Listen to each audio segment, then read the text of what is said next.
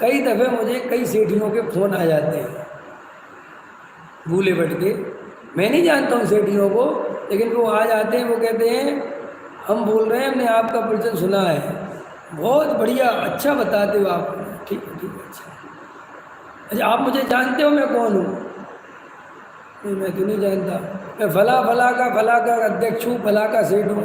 ठीक है, समझ में आया कि नहीं आया? आप पहचानते हो? हाँ देखा है, सुना, ठीक है। इतना कह के बात हो गई, फिर वे कभी फ़ोन नहीं करते। तो क्यों? कि अब वे सोचते कि अब तुम करो, क्योंकि हमने तुम्हें बता दिया कि हम इतने बड़े सेठ हैं और अच्छे अच्छे पंडित हमें फ़ोन करते हैं। समझ में आया? माने वो प्रवचन, वो तत्व भी, वो मान कसाए चढ़ी रहती है, वो उसका नशा उतरता नहीं है। ये सच बता रहा हूँ मैं।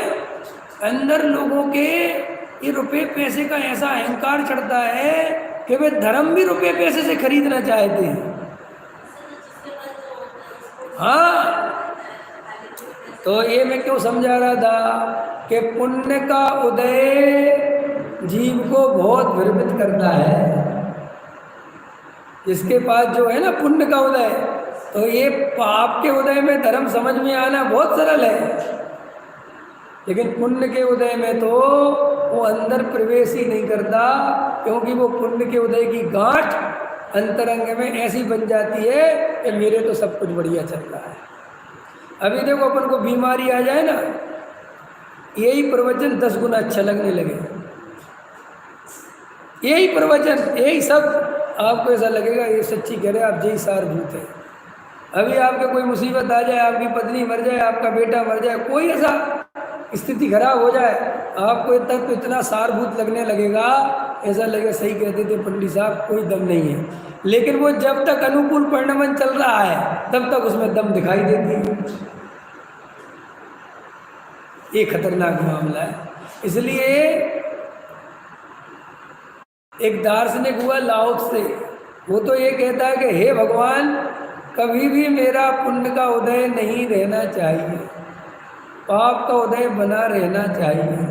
क्यों? क्योंकि पाप का उदय भ्रमित नहीं करता, ये पुण्य का उदय संसार में जीव को भ्रमित करता है। और सच्ची पूछो तो ये पुण्य ही है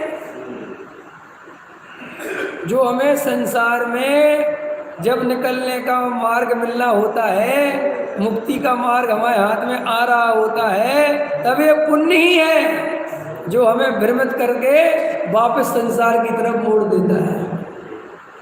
पाप कभी नहीं कर पाता, पाप तो उल्टा धक्का देता है कि निकल निकल, यहाँ महा दुख है।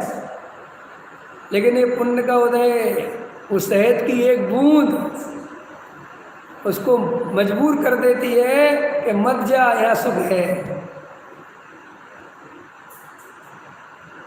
आया समझ में कि नहीं आया? रस आ जाता है ना। भैया बचो, महाभाग्य से बात सुनने समझने मिली है। ये पुण्य के उदय में गाफिल मत हो, मान आदि के पोषण में जीवन मत लगाओ। ये पैसा पैसा सब यहीं रह जाना है, ये बहुत चला जाएगा और अनंत काल दुख की यात्रा चालू है।